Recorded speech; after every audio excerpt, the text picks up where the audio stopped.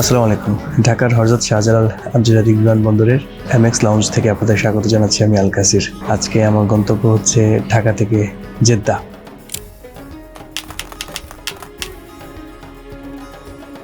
Saudi এয়ারলাইন্সে করে যাচ্ছি, প্রথমবারের মতো সৌদি এয়ারলাইন্সে আমার ভ্রমণ। অভিজ্ঞতাটা কি হয়, কেমন হয় সেটা আপনাদেরকে জানাবো। ঘড়িতে এখন রাত 12:45, 2:10 আমার ফ্লাইটের জন্য অপেক্ষা করছি। তবে এইখানে এসে বরাবর যে খাবারটা খাই অর্থাৎ বিফ ভুনা সাথে রাইস, সেই খাবারটা আজকেও খাবো এবং খাওয়া দাওয়া শেষ করে আমাদের যে কাঙ্ক্ষিত গেট খোলার জন্য অপেক্ষা করব এবং গেট খুললে সেখানে এর উদ্দেশ্যে রওনা হব। তো আমার সাথেই থাকুন, যেতে যেতে বাকি গল্পগুলো আপনাদের সাথেই করব। দ্বিতীয়বারের মতো যাচ্ছি সৌদি আরব। সৌদি সরকারের আমন্ত্রণে জেদ্দার Red Sea International Film Festival cover করতে। বাংলাদেশ থেকে একমাত্র সাংবাদিক আমি, যাকে আয়োজকরা স্পন্সর করেছে। এজন্য রেড সি ফিল্ম ফাউন্ডেশনের কাছে আমার কৃতজ্ঞতা। এবারের যাত্রা সৌদি এয়ারলাইন্সের বোয়িং 777-300 বিমানে চড়ে। 4 ডিসেম্বর রাত 1:50 ছিল আমার ফ্লাইট। মোবাইলে খুদে বার্তায় জানানো হলো আমার ফ্লাইটটি ডিলে হবে। নতুন সময় রাত 2:10। সৌদিয়া এয়ারলাইন্সের এই ফ্লাইটটিতে যাত্রীর চাপ সবসময় বেশি থাকে, তাই এয়ারলাইন্স কোম্পানি থেকে হাতে পর্যাপ্ত সময় নিয়ে এয়ারপোর্টে যেতে অনুরোধ করেছিল। রাত 11:30টার মধ্যে আমি চলে যাই ঢাকার হযরত শাহজালাল আন্তর্জাতিক বিমানবন্দরের 1 নম্বর টার্মিনালে। ডি রোতে পড়েছে আমাদের কাউন্টার। ঢুকেই আমি অবাক, রাজ্যের সব যাত্রী মনে হয় সৌদিয়া এয়ারলাইন্সের কাউন্টারে বোর্ডিং কার্ড নেয়ার জন্য ভিড় করেছে। লাগেজ জমা দিয়ে বোর্ডিং কার্ড নিয়ে ইমিগ্রেশন ক্রস করতে ঘণ্টাখানেকেরও বেশি সময় লেগেছে। ঘড়িতে যখন 12:45 তখন আমি প্রবেশ করি ঢাকা এয়ারপোর্টের এমএক্স লাউঞ্জে। আপনারা যারা আমার আগের ভিডিও দেখেছেন তারা জানেন আমি সিটি ব্যাংকের ক্রেডিট কার্ড ইউজার, তাই বিদেশ যাত্রার আগে আমি লাউঞ্জ অ্যাক্সেস নেই এবং এখানে খাওয়া দাওয়া সারি। এবারও তার ব্যতিক্রম হলো না। লাউঞ্জে আমি অনেকটা সময় পার করলাম। 1:40 দিকে চললাম বোর্ডিং গেটের দিকে। আমার গেট নাম্বার ছিল 7A। ততক্ষণে সব যাত্রী বোর্ডিং গেট দিয়ে ঢুকে গেছে। আমাকে এখানে লম্বা সময় অপেক্ষা করতে হয়নি। ঢুকেই বোর্ডিং ব্রিজ ধরে এগিয়ে চললাম বিমানের উদ্দেশ্যে। সৌদি এয়ারলাইন্সের ইকোনমি ক্লাসের জোন 3-তে ছিল আমার সিট। জানালার পাশেই পেয়েছিলাম। আলহামদুলিল্লাহ বিমানে উঠে গেছি। ঠিক 2:10 আমাদের ফ্লাইট ছাড়ার কথা রয়েছে। যেহেতু রাত্রের ফ্লাইট, খুব বেশি কিছু দেখানোর নেই, তাই আমি বরাবর রাত্রের ফ্লাইটে যা করি এগুলো তাই করবো, অর্থাৎ ঘুমাবো। ইকোনমি ক্লাস হলেও বিমানের সিটগুলো ছিল বেশ চমৎকার, আরামদায়ক। লেগ স্পেস অনেক বেশি ছিল। 232 পজিশনের চেয়ার সেটিং, ইনফ্লাইট এন্টারটেনমেন্টের ব্যবস্থাও ছিল। সব মিলিয়ে বোয়িং 777-300 সত্যিই আমার মন কেড়েছে।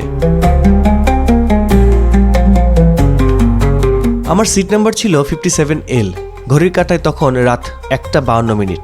একে একে সব যাত্রী উঠে গেলেন। ককপিট থেকে ফাইনাল চেকের ঘোষণা এলো। কেবিন ক্রুরা সব চেক করে নিলেন। ঠিক 2:10 উড়াল দিল আমাদের বহনকারী বিমানটি। একে তো রাতের ফ্লাইট, তার উপর সারাদিন অফিস করে আমি বেশ ক্লান্ত, তাই ফ্লাইট ট্যাক্সি করার পরপরই চোখ লেগে আসলো।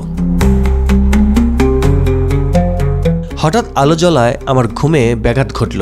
বুঝলাম এবার রাতের খাবার পরিবেশন করা হবে। ব্রেড, বাটার, চিকেন রাইস, সালাদ আর ডেজার্টের সাথে নিলাম অরেঞ্জ জুস। ও হ্যাঁ, ছোট একটা পানীয় ছিল। খাবারটা দারুণ ছিল। খেয়ে দিলাম আবার এক ঘুম।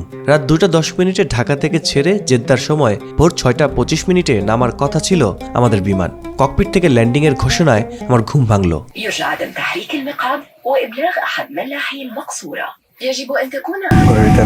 ঠিক 6:18 আমরা জেদ্দা বিমানবন্দরে নামলাম নির্ধারিত সময়ে। জেদ্দার কিং আব্দুল আজিজ বিমানবন্দরের 1 নম্বর টার্মিনালে নামলাম আমরা। এখান থেকে ইমিগ্রেশন যেতে অনেকটা পথ হাঁটতে হয়। এটা থেকে বিমানবন্দরটির আয়তন অনুমান করা যায়। ইমিগ্রেশনের দিকে হাঁটতে হাঁটতে পেয়ে গেলাম রেড সি ফিল্ম ফেস্টিভ্যালের ডেস্ক। সেখানে গিয়ে আমার নাম বলার সাথে সাথে তারা আমাকে ইমিগ্রেশনের কাউন্টার দেখিয়ে দিল, যেখানে শুধুমাত্র ফেস্টিভ্যালের আমন্ত্রিতরা দাঁড়াবে। মিনিট 2-এর মধ্যে ইমিগ্রেশন শেষ করে বের হতে আমাকে অভ্যর্থনা জানালো গেস্ট ম্যানেজমেন্টের দায়িত্বে থাকা Ahmed Saleh. Welcome to Jeddah. Thank you. রেডসির ফ্ল্যাগধারী কার্ডধারীরা দাঁড়িয়ে আছে আমাকে রিসিভ করার জন্য। আসসালামু আলাইকুম। السلام ويلكم. كيف الحال؟ الحمد لله. الحمد لله. كيف الحال? Thank you. জেদ্দা এয়ারপোর্টে নামতেই এই আহমেদ সালে আমাকে রিসিভ করে এবং রেডসি ফিল্ম ফেস্টিভ্যাল যাদের আমন্ত্রণে আমি এখানে এসেছি তাদের সৌজন্যে কিন্তু আমার এই অভ্যর্থনা। তাদের এই অভ্যর্থনায় আমি খুবই অভিভূত। আমার ব্যাগ পাওয়া থেকে শুরু করে ইমিগ্রেশন সব জায়গাতেই তারা আমাকে হেল্প করেছে। Brother, how are you? Doing good. How are you? How's the flight? Flight was too good. I am so good. Alhamdulillah. Saudi Mia. Alhamdulillah, mia mia. Flight also Mia. Thank you. Alhamdulillah. We are pleasure to have you here in Saudi. It's our honor, especially in the Red Sea Festival. Must be a journey, inshallah. Thank you so Yeah. much. Thank you. You're welcome. Saleh আমাকে নিয়ে গেল transport ডিপার্টমেন্টে। বিভিন্ন দেশ থেকে আগতদের জন্য ট্রান্সপোর্টের ব্যবস্থা করেছে ফেস্টিভ্যাল অথরিটি। নাম ধরে ধরে হোটেলে নিয়ে যাচ্ছে খুবই সুশৃঙ্খলভাবে। এখানেও আমাকে লম্বা সময় অপেক্ষা করতে হয়নি, মিনিট দুয়েকের মধ্যেই গাড়ি চলে এলো, আমিও উঠে গেলাম। ফেস্টিভ্যাল অথরিটির খুব সুন্দর ব্যবস্থাপনায় ইমিগ্রেশন, লাগেজ এবং গাড়ি পেয়ে আমি এখন যাচ্ছি আমার জন্য নির্ধারিত যে হোটেল, সেই হোটেলের নাম হচ্ছে মিলেনিয়াম আল মাসার। এই হোটেলে চলে যাচ্ছি। জেদ্দার সময় এখন 7:31, ভোর 7:30। একটু ঠান্ডা লাগছে। রাতে তো আপনাদের কিছুই দেখাতে পারিনি। যেতে যেতে দিনের বেলায় ভোরের আলো জেদ্দা শহরের যা কিছু দেখানো সম্ভব আপনাদেরকে দেখানোর চেষ্টা করব। এয়ারপোর্ট থেকে প্রায় মিনিট 20 গাড়িতে চলার পর চলে এলাম জেদ্দার আল রুয়াইস নামক এলাকায়। মিলেনিয়াম আল মাসার হোটেলে থাকবো আমি। 5 স্টার মানের হোটেল। হোটেলের নিচেও অভ্যর্থনা ছিল। এখানেও সব আগে থেকে রেডি ছিল। ডেস্কে এসে জাস্ট নামটা বললাম, ওরা আমাকে রুমের চাবি বুঝিয়ে দিল। 3210 আমার রুম নাম্বার 3210।